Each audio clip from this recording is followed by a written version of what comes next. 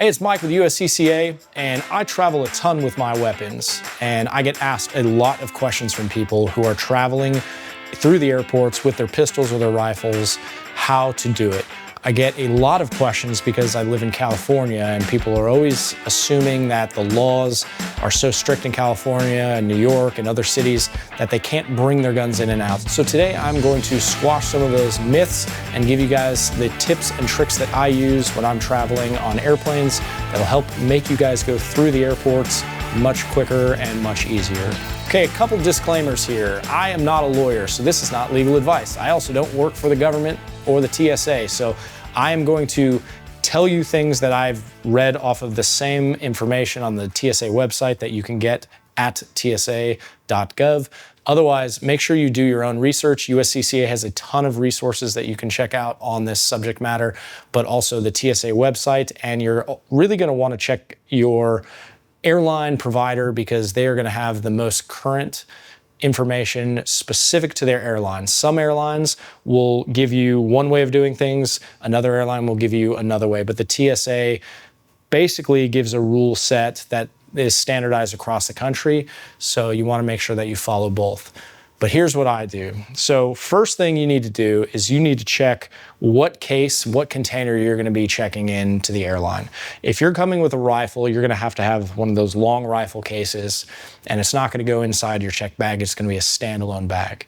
But if you're carrying a pistol, here's a bunch of different pistol case options. Really what you're looking for is it's a hard-sided container and it has lock ports. What do I mean by lock ports? Well, it has these little holes that you can put your padlocks through, right? This is a Pelican. It's got these two padlock holes here. This is a Condition 1 bag, which would carry a lot more pistols. And you have two locks right here. What do I love about these? Well, I actually travel with this one all the time if I'm doing security work where I can check my pistol in this bag, and then I'll put this bag into my checked bag and be able to carry it around. But what do I love about this box? Well, this box, I can carry 5 or more pistols in it. And that's great if you're going to do training in another state. And sometimes people ask, well, how many guns can I carry? And well, there's no real limit to how many guns you can carry. It's what you lawfully own. That dictates what you can bring into another state. You have to lawfully own the guns and they have to be registered to you. However, carrying them, there's no limit. The limit is on ammo, right? And so your ammunition, which is going to be stored separately from these, is limited to the amounts that the airlines specify.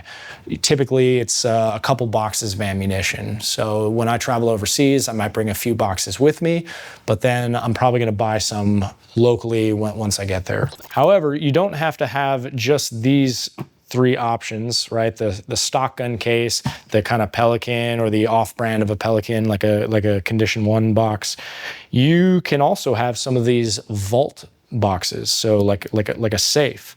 They don't have the traditional TSA locks, but they are a locked container, so it does count. And you know, this is a Vault-Tec, so the nice thing is I would just press this lock button and hold it, and now my gun is locked. And so when you come into the airport, you're gonna declare at the check-in counter that you have a pistol, and it's obviously gotta be unloaded, and the ammunition is totally separate. The airline attendant is often going to come see you, and they're going to want to see the firearm. Sometimes they'll ask you questions about the firearm, sometimes they won't. Most often enough, they're going to send you off to the authorities. It can be TSA. I know once traveling through New York, it was the Port Authority that came over and inspected the guns, but it's all kind of the same. An authority, an agency is going to come look at what you have, in which case you will open your case, show it to them that it's unloaded, that, you know, any questions they might have about the firearm, and then you can lock that thing back up and send it through with the rest of your bags through the TSA counter. You know, over here we have a stop box, which instead of the digital, it has these mechanical push buttons a lot of people like, but they are the same in that they are locked boxes. So if you are going to go with the boxes that have the locks on them. You're going to want 2. If you have a long gun case, you might need as many as 4 because you need to make sure that it can't be opened. So let's talk on locks because we can get confused. I've definitely gone through security and I've been denied because of the locks that I've brought. So for instance, these locks, these are the locks that you get with your gun when you purchase a firearm because it goes through the action and it prevents it from firing. These are safe locks. These are great, for your house. But traveling, I've had issues when traveling where this going through, even when it's locked, this lock allows the box to be opened up to an amount where I can still pull the gun out.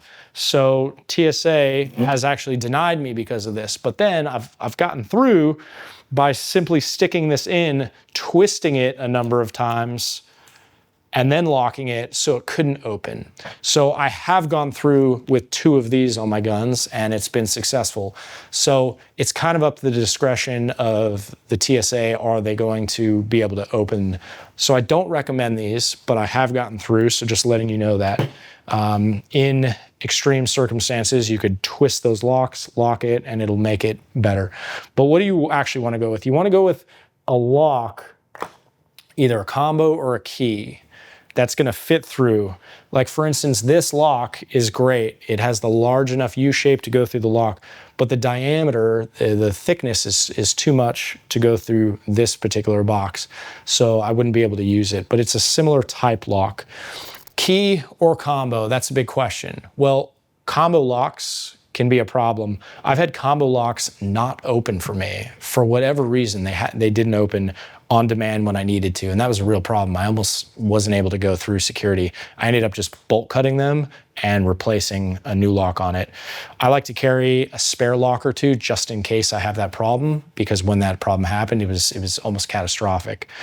But the TSA locks, if you have a TSA lock like this, where there is a bypass key for the TSA, what I like about that is if you have an issue, the TSA could always get in for you.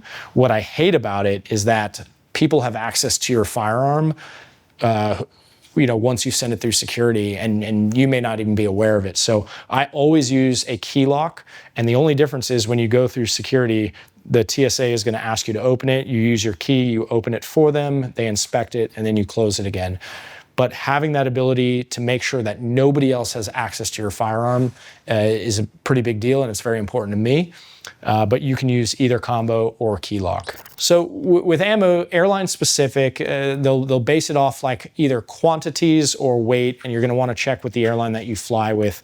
But it is across the board. They want it in the original packaging or in one of those plastic ammo holders. What I do is I'll take this ammo, and it doesn't even have to be new ammo. It just has to be ammo that's been put into packaging. So for instance, this is ammo that I've carried, but it's in the original packaging. I'll take this box, and then what I'll do is I'll tape it. And I tape it because I don't want the ammo spilling around, and I also know people aren't taking ammo out.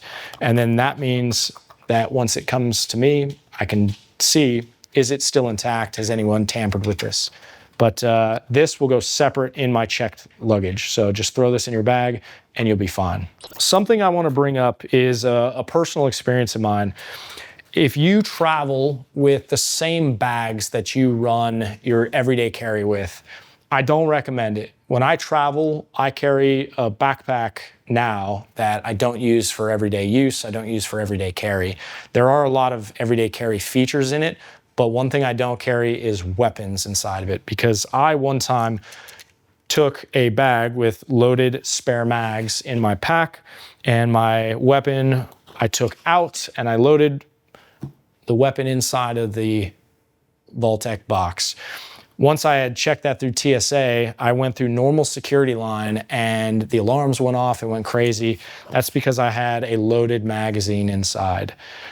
I was very fortunate enough to go through that checkpoint that the police and the TSA who were there were pretty forgiving. They gave me a slap on the wrist, told me not to be an idiot, and they sent me on my way. But I almost missed my flight I was there for about an hour.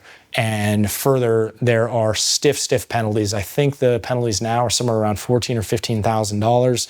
You know, check TSA website if you care exactly how much, but it's more than we ever want to pay for a penalty. So what I do now is a rule of thumb, instead of, you know, cleaning my bag and loading it and unloading it and loading it and unloading it, I just keep a separate bag where for my EDC, this will never go on the airplane. This will never go through security because this is just for EDC. And then a travel bag is separate because now I know there's no ammunition inside of it. If it is, it's going to be in these cases and not hidden in different compartments. One of the questions I get asked a lot is on, can I bring certain things into, you know, let's say California, New York, can I bring them into those states? Well, the answer is, as long as you lawfully own these things, then there's no issue. But for instance, if you're borrowing a friend's suppressor and you fly into an airport and you don't lawfully own it, yeah, that's a big issue. But if you lawfully own the rifle that you're traveling with in whatever state it's in, you have the ability to travel with that. You're not going to get it confiscated. You know, there are laws about keeping it in the state, but just for traveling through, you should be fine. Double check your airlines and your state laws accordingly to, you know, where you go. Certainly if you go overseas, you want to check out the laws in those countries, because this is not about traveling out of the country with your weapon, it's traveling within the United States. Now, for picking up your weapon afterwards, so your plane lands and you go to baggage claim, some airports are going to be different than others. So for instance, I've gone through some airports where I put my pistol into my checked luggage and my checked luggage just came and I picked it up just like everyone else. But I've also had it where I've traveled with my rifle cases and my rifle cases will come straight out onto the conveyor belt. But sometimes I've had it where a human will actually wheel out the rifle to me.